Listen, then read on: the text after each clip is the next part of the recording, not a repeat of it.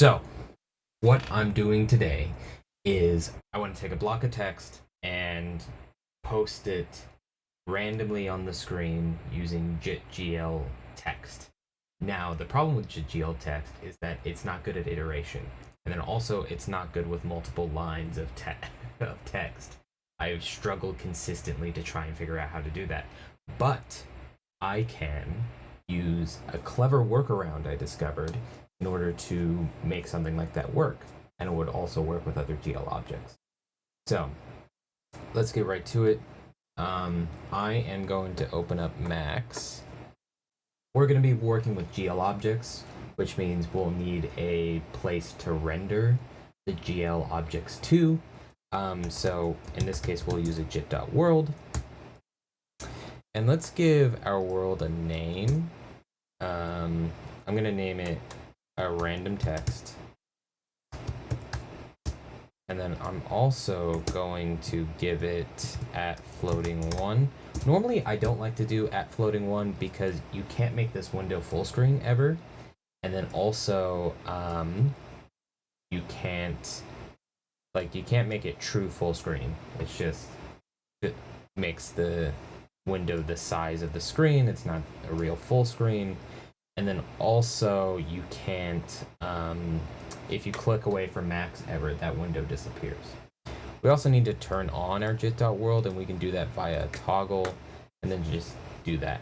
You can see that our jit.gl or our jit.world works because we have a, it's now gray, which is the default erase color. The object we're going to be mainly working with today is called jit.gl.text. Now, jit.gl.text renders and let's give it the context it's rendering to. In this case, it's random text. Notice nothing has loaded in the window because text needs to receive a message with the prefix text. So text, and then I'm going to say this is a test. Hook that message up, lock the patcher, do this. There we go. This is a test. GL text has a X position and a Y position, but it doesn't exist in the Z space. It's like a video plane or jit.gl layer. It doesn't exist in 3 dimensions, or it doesn't exist in the 3rd dimension. So that the only way to change the size of a jit.gl text object is via font size.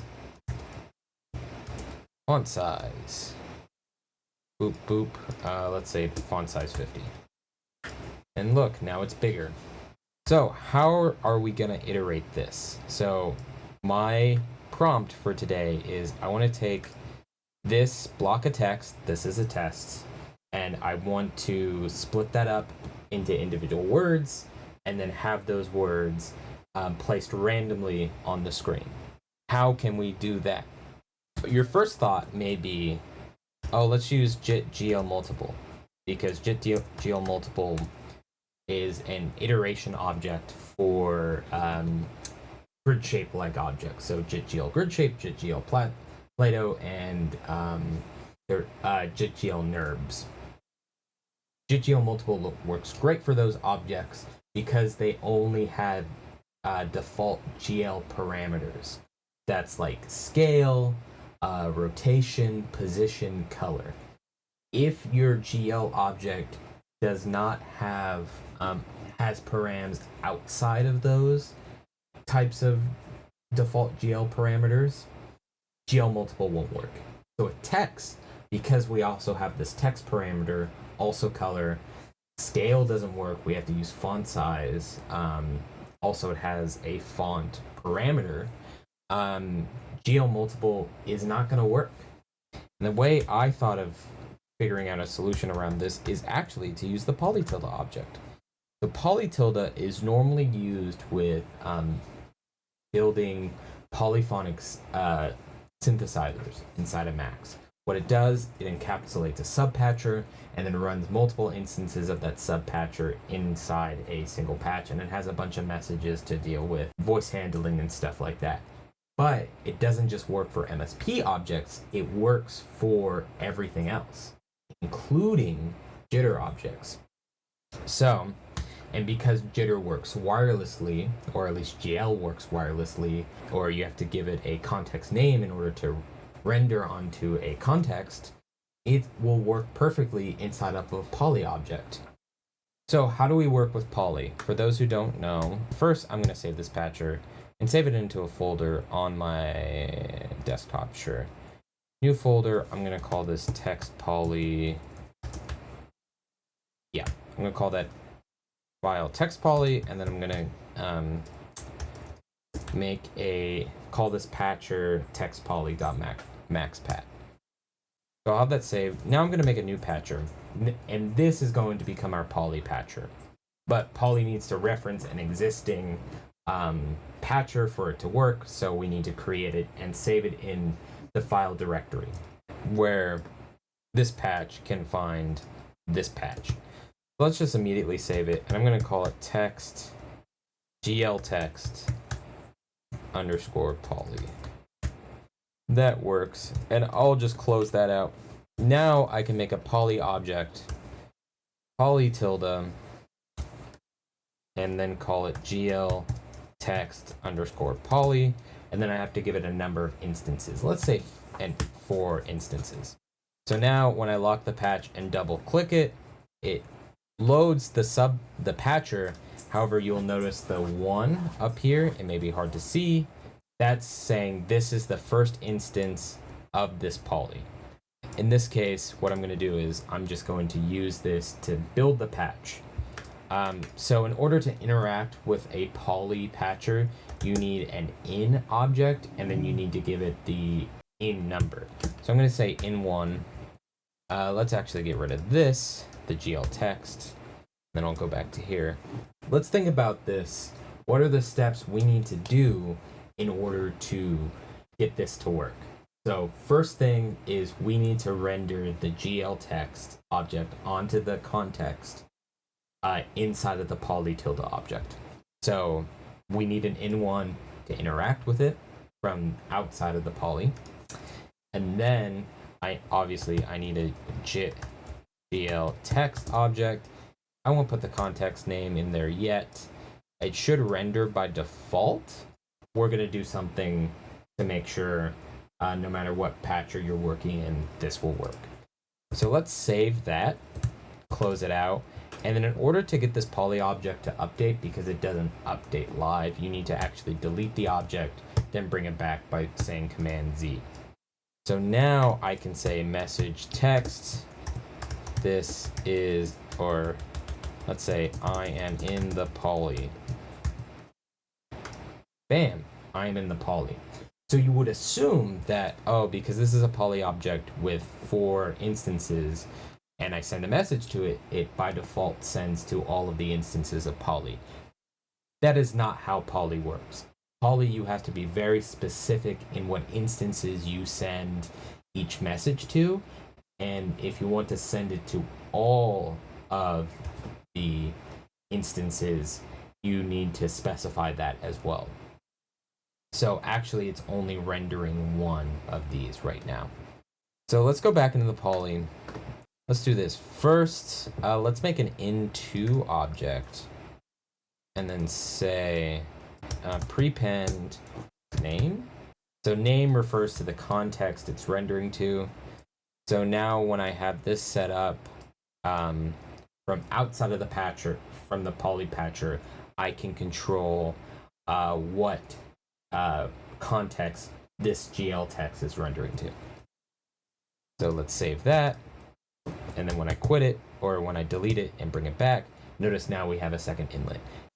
So we need to add some handling so it actually renders into every single instance. The way you do that is before you send whatever message you want to send to a specific voice, in this case all the voices, you need to say So I need to say target 0. So now any message coming after that will address every single instance. I need to send target 0 and text at in specific orders. We can use the trigger object for that. Trigger, you can send any number of bangs, pass-through messages, whatever, in any specific order you want, and it will always happen in that order. So I'm going to say trigger symbol bang, symbol referring to this up here, and then I'm going to put this through here. And also in the poly patch, what I'm going to do is I'm going to say prepend text, because the way I'm eventually going to have this work is I don't want the text on the outside patch.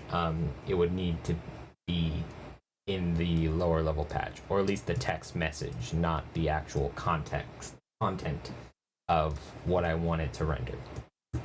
Anyway, so save, delete this, bring it back, and then change this to I am in the poly. So now I can click this, and I don't know if you can tell, but it's a little thicker here, implying that all of the instances have been rendered. And if I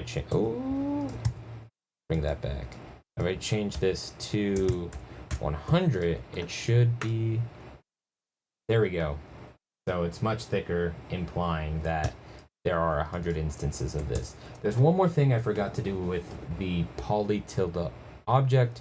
We can actually give it an argument called parallel1, which activates multi-threading for the poly objects. So each of the instances of the poly will run on a different thread on your computer, increasing efficiency. Next, I'm going to be copy and pasting this trigger symbol bang and the target 0 between every single inlet I have. So I'm just going to encapsulate that by doing Option Command E. That's the wrong one. It's actually Shift Command E. That encapsulates whatever you have selected. I'm going to call this voice handling. Then I need to do the same thing. The second inlet is the context name. So I'm going to say, what is it? Random text. This is just to make sure if you're working with multiple jit.worlds, this poly tilde objects has the capability of rendering to a specific context. Now I'm going to create a button by pressing B on my keyboard, and then so that I can activate both of these at the same time.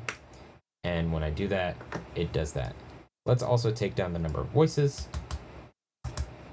So now we have 4 voices. So the main thing we want to do is control the XYZ position of all of these, right? For every instance, I want it to render the text in random positions. We'll worry about cutting up the text into individual words in a second. I just want to be able to show that we can take all the instances and randomize their positions. So we can do that via the position message. So I'm going to do a new prepend position. Send that here. And then we only care about the X and Y position because the jit.gl text object does not have a Z dimension. So I'm going to say random, I'll give it 1,000 possible positions, but I'll divide that by 1,000. So it's within the range of 0 to 1 because GL objects are normalized, or it generates normalization via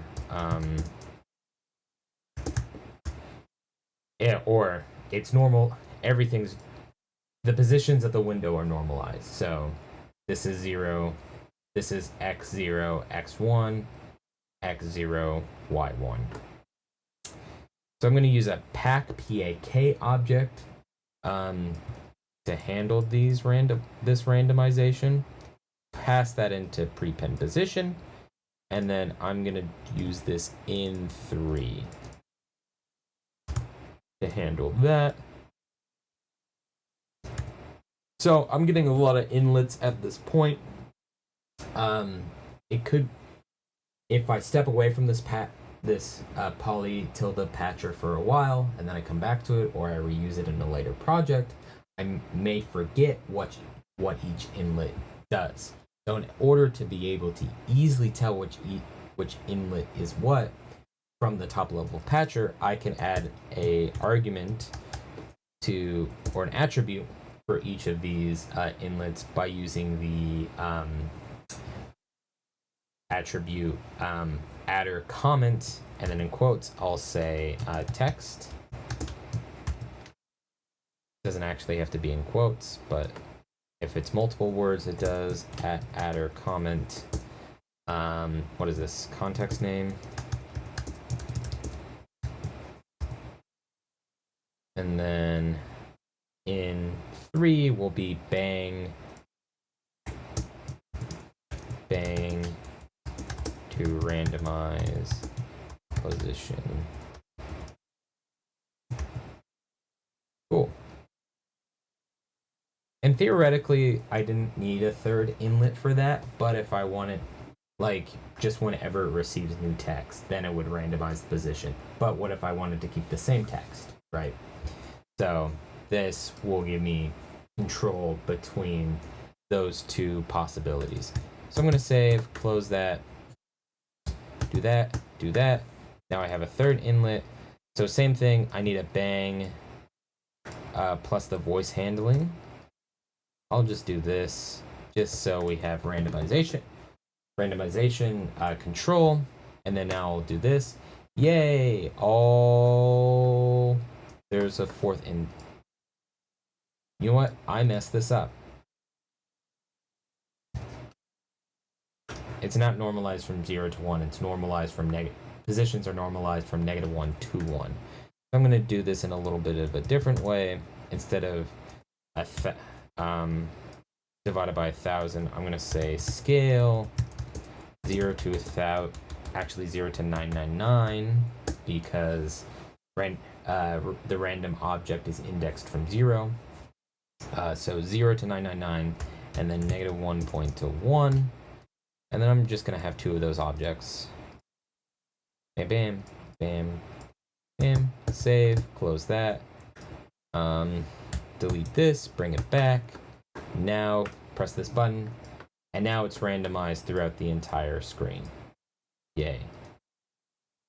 And just to prove it, let's take it up to 100 instances, and now we have 100 instances being randomized. And I can control that random. I guess it's the same thing. But if I didn't want to change the text or rebang the text every time, and that could possibly save on efficiency, I can just bang this separately. So we have most of everything done. We can pass along the text I want to randomize the position of, automatically generate X number of instances, and randomize the position of the text on the screen. So the next thing we want to do is I want to cut up the text I'm sending into individual words to then pass along into, individual GL text objects inside of the poly to then render onto the screen. So let's do that.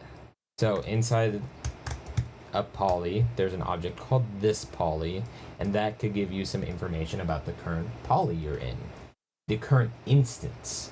In order to get it to activate, you need to send it a bang. So in this case, we'll use a load bang. So when we load the patch, it activates, and then the first inlet gives us the instance index of the patcher.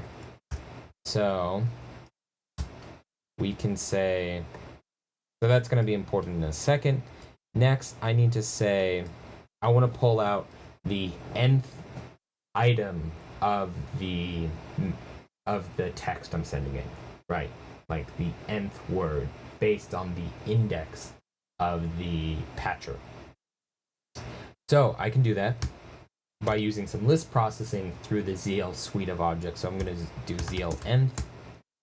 So that's going to pull the nth word in the text I'm sending through, and then through using this poly, I'll figure out that number.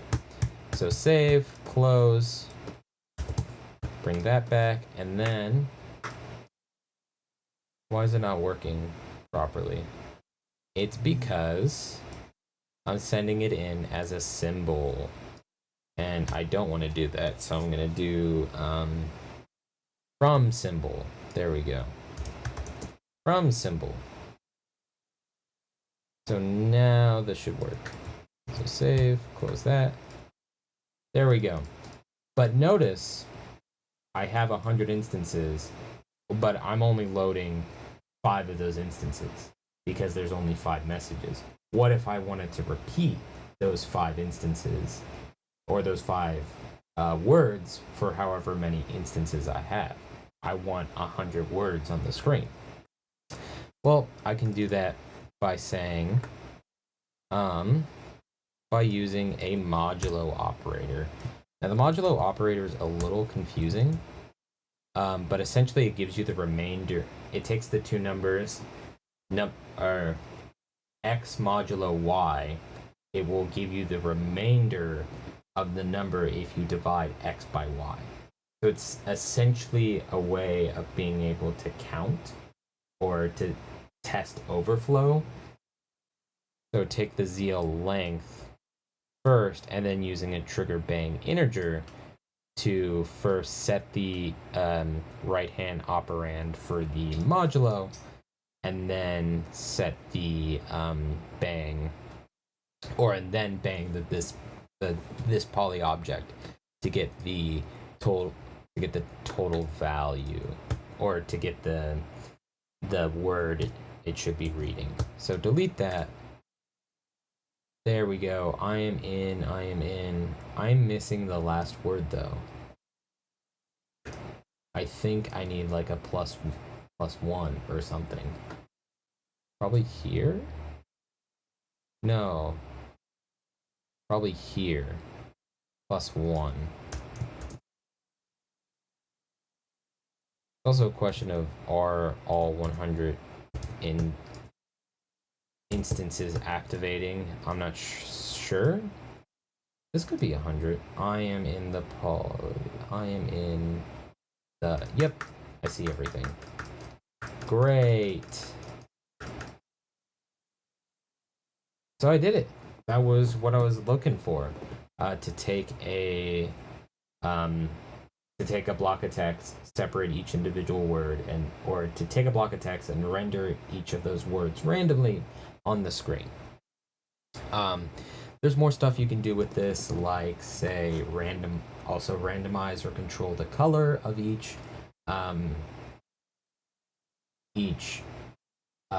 word of text, randomize the font size of each of them individually, and that's the power of doing it this way. But yeah, check me out for more regular streams if you like.